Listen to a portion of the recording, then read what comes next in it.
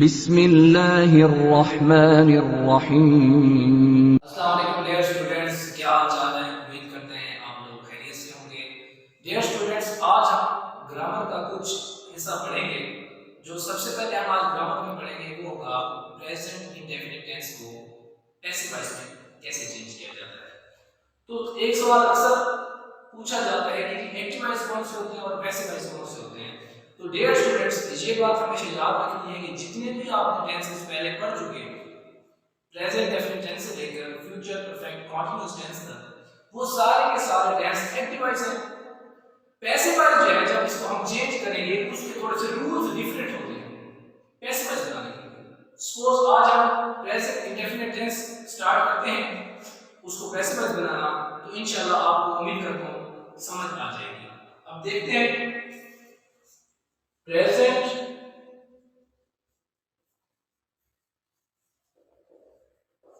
Indefinite tense, इसका हमें क्या आज पढ़ना है पैसिव वॉइस।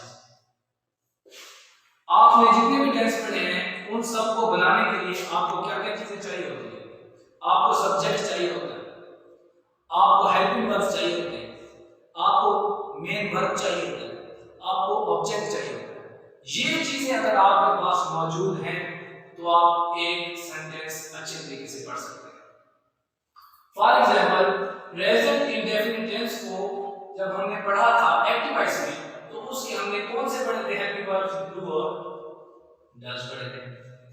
और आपको पता है इनके साथ कौन सी वर्ब की फॉर्म लगती है, फर्स्ट फॉर्म लगती है। लेकिन जब हम प्रेजेंट इंडेफिनिट टेंस को पैसिव वॉइस में पढ़ेंगे तो इसके रूल्स थोड़े से चेंज हो जाते हैं। जैसे कि प्रेजेंट इंडेफिनिट टेंस को जब हम पैसिव में पढ़ेंगे तो उसके लिए हेल्पिंग वर्ब जो होंगे हमारे, हेल्पिंग वर्ब जो होंगे हमारे वो होंगे इज, एम और आर। और इसका सेंटेंस स्ट्रक्चर कैसे चेंज होगा, वो ऐसे चेंज होगा कि जितने भी एक्टिव वॉइस सेंटेंसेस होते थे उसके अंदर सबसे आखिर में क्या होता था, सबसे आखिर में ऑब्जेक्ट होता था। हम इसमें सबसे पहले ऑब्जेक्ट लिया, उसके बाद फिर वैसे ही हेल्पिंग वर्ब आएगा, फिर वर्ब आएगा, उसके बाद हम लगा देंगे बाय और फिर हम लगा देंगे सब्जेक्ट। जो सब्जेक्ट सबसे पहले आया करता था वो पैसिव वर्ब बनाने के लिए हमने सबसे आखिर में लगा दिया। और एक और बात याद रखनी है कि जो वर्ब है, वर्ब की हमेशा थर्ड फॉर्म यूज होती है पैसिव वॉइस के अंदर। उम्मीद करता हूं आपको समझ आ गई होगी। अब हम इसकी कोई एग्जांपल लेते हैं। एग्जांपल हम लेते हैं, I write a letter, I write a letter. सबसे पहले आप इस सेंटेंस पे तवज्जो दें कि आई राइट अ लेटर, इसके अंदर ऑब्जेक्ट क्या है, लेटर है। ऑब्जेक्ट लेटर है, तो हमने इस सेंटेंस स्ट्रक्चर में क्या पढ़ा है कि ऑब्जेक्ट सबसे पहले आ जाता है। तो हम शुरू में लिख देंगे अ लेटर, इसके बाद इसके हेल्पिंग वर्ब हमने पढ़े कि प्रेजेंट इंडेफिनिट टेंस के हेल्पिंग वर्ब्स हैं इज, एम और आर। तो अ लेटर जो है वो सिंगुलर है, सिंगुलर के साथ क्या आना चाहिए, इज, एम या आर आना चाहिए, इज आना चाहिए, अ लेटर इज।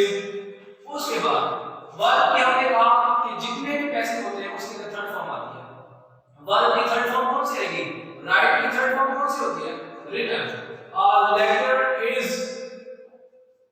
रिटन बाय, मैंने कहा वर्ब फॉर्म बाय आएगा।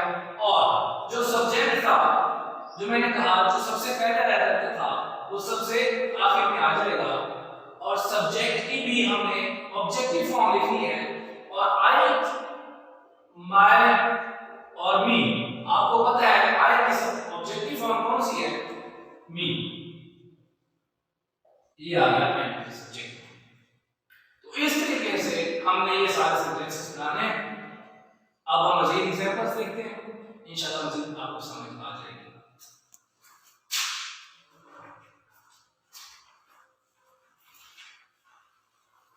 डियर स्टूडेंट्स, ये बहुत आसान है, इसको समझना बहुत आसान है। थोड़ा सा आप टाइम वेस्ट करेंगे तो आपको बहुत आसानी के साथ ये समझ आ जाएगी। एक और एग्जांपल देखते हैं इसकी। He cooks food. He cooks food. उसी तरीके से मुझे पता है आपको समझ आना शुरू हो गई है। फूड क्या है? ऑब्जेक्ट है, तो फूड सबसे पहले आ जाएगा। Food, food is helping verb इसका इज है, is cooked, third form cooking, फिर बाय आ जाएगा और ही जो है सब्जेक्ट है, सब्जेक्ट की ऑब्जेक्टिव फॉर्म हिम। समझ आ गया? उम्मीद करता हूं समझ आ गया। इसके बाद एक और एग्जांपल देखते हैं। वो कहते हैं कि he learns English। अब यहां पे देखिएगा इंग्लिश जो है वो क्या है? ऑब्जेक्ट है। ऑब्जेक्ट को हमने सबसे पहले सब्जेक्ट बनाना है। इंग्लिश एक है, सिंगुलर है, इज। लर्न की थर्ड फॉर्म कौन सी होती है? Learn by him. बहुत आसान है स्टूडेंट्स, इसको समझना, इसको बनाना बहुत आसान है। इंशाल्लाह उम्मीद करता हूं आपको बहुत अच्छे तरीके से समझ आ रही है और आ जाएगी। अच्छा, इसके अंदर एक चीज मैं और आपको बता देता हूं कि कुछ इंटरोगेटिव सेंटेंसेस होते हैं। सपोज कि प्रेजेंट इंडेफिनिट टेंस को जब हम इंटरोगेटिव बनाते होते थे एक्टिव वॉइस के अंदर, तो हम क्या करते थे? उसके हेल्पिंग वर्ब जो थे वो डू और डज थे। डू और डज थे। डू और डज को हम क्या करते थे? शुरू में लगा देते थे। कोई एग्जांपल देखते हैं।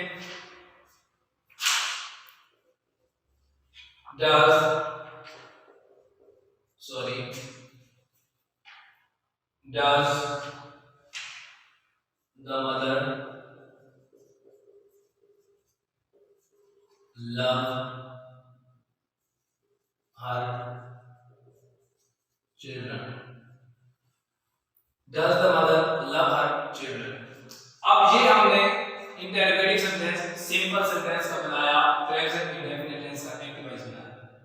इसको जब हम पैसिव वॉइस में कन्वर्ट करेंगे तो रूल्स वही है जो आपको मैंने बता दिए थे, लेकिन एक चीज ज़हन में रखने वाली ये चीज है कि इंटरोगेटिव सेंटेंसेस के अंदर हम सेंटेंस के सबसे शुरू के अंदर क्या लगाते हैं? हेल्पिंग वर्ब शुरू में आ जाता है।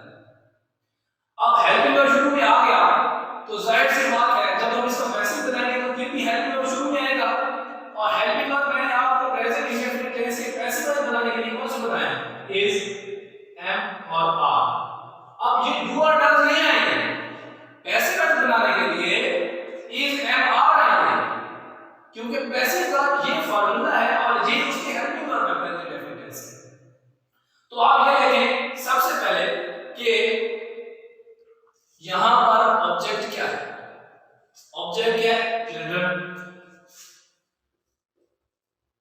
Her children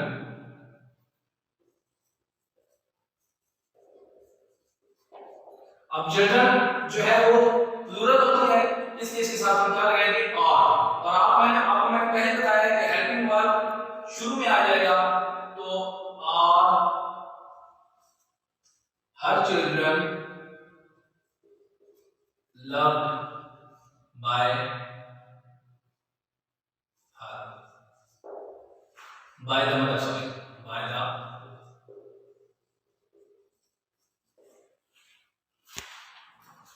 clear? So dear students, जैसे कि हमने पढ़ा कि जब इसको हेल्पिंग वर्ब को अगर हम हेल्पिंग वर्ब वाले सेंटेंस आ जाते होते हैं तो उसको हमने पैसिव वॉइस के जो हेल्पिंग वर्ब्स हैं उसको इस्तेमाल करते हुए इसकी चेंजिंग करनी है, ना कि डू और डज नहीं के शुरू में लगा देंगे। इस बात को समझ आइए। एक और एग्जांपल देखते हैं। For example, do they play football? Question mark. अब ये देखें, डू दे प्ले फुटबॉल। अब फुटबॉल एक गेम है।